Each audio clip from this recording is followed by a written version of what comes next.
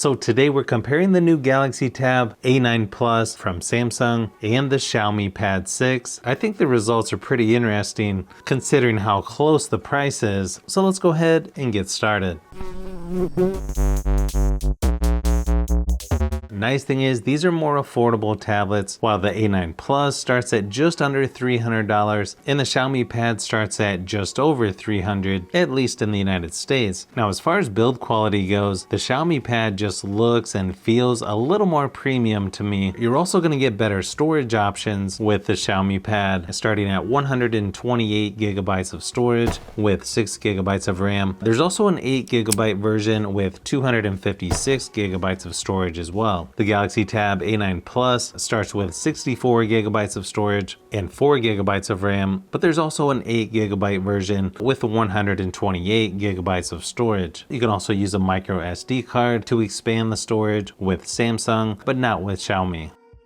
Both tablets have an 11-inch screen, but you get higher resolution with the Xiaomi Pad at 1800 by 2880 versus only 1200 by 1920 for the A9 Plus. You also get a higher refresh rate at up to 144 Hz on the Xiaomi Pad versus 90 on the A9 Plus. Good thing is both tablets are Widevine L1, so you can watch at least full HD playback resolution on apps like Netflix. You can also watch upscaled 4K YouTube videos on the Xiaomi Pad versus only 1080p with Samsung. Once you put these two next to each other, you are going to notice a bit of a difference because the A9 Plus is using a TFT LCD display versus IPS LCD on the Xiaomi Pad. The Xiaomi Pad 6 has a little better contrast and is a tad more vibrant, although viewing angles are closer than you would think between these two. They're even somewhat close in overall brightness. The screen on the A9 Plus is pretty good for what it is in my opinion. But if you want the tablet with a little better display quality, I would give the edge to the Xiaomi Pad 6. Battery life is going to be slightly better on the Xiaomi Pad 6, lasting about 1 hour longer at 7 hours versus 6 for the A9 Plus, but that's more extreme usage. With mixed usage, you should have plenty of power to last a day or two, even more if you turn the screen brightness down. You also have 33 watt fast charging with the Xiaomi Pad 6 versus only 15 watts with the A9 Plus. But if you want the tablet with better battery life, you'll want to go with the Xiaomi Pad.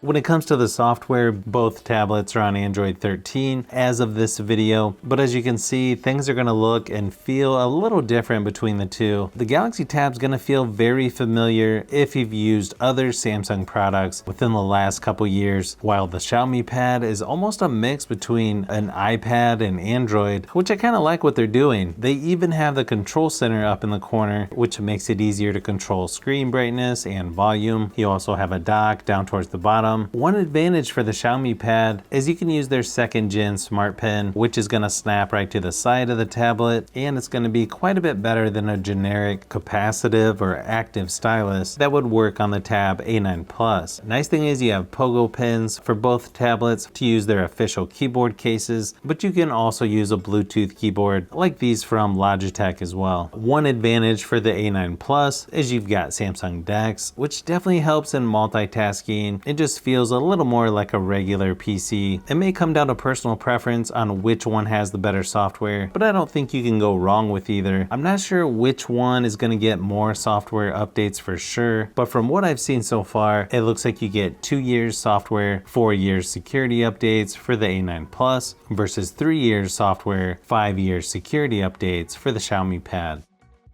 Performance-wise, the A9 Plus comes with a Snapdragon 695 versus a Snapdragon 870 for the Xiaomi Pad, so it's not a huge surprise when you see the Geekbench scores. They're going to be quite a bit better on the Xiaomi Pad 6, especially multi-core scores and GPU score. To do most basic things, it's some multitasking. The Xiaomi Pad is going to be a little smoother with the extra horsepower and higher refresh rates, which may come in handy depending on what types of games you're playing. I know PUBG Mobile and Asphalt 9 seems to play fairly smooth on both, but if you want the tablet with better gaming performance and just better performance in general, you'll want to go with the Xiaomi Pad.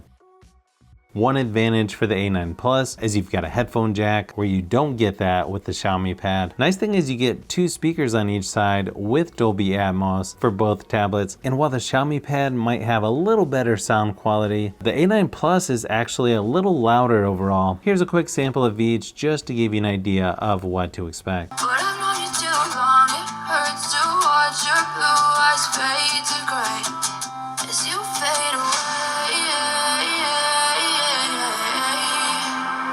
But I've known you too long, it hurts to watch your blue eyes fade to gray as you fade away. As you fade away. As you fade away.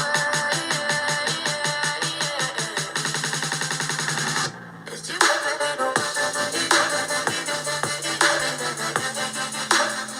Now when it comes to the cameras, you've got an 8 megapixel rear facing for the A9 Plus, 5 megapixel on the front versus 13 megapixel on the back and 8 megapixel on the front for the Xiaomi Pad 6. So you'll get a little better resolution on the Xiaomi Pad, and it looks like a little better video and camera quality, especially in lower light. If I was going to use one of these for Zoom meetings or other video conference calls, I'd probably go with the Xiaomi Pad. But here's a quick sample of each just to give you an idea of what to expect.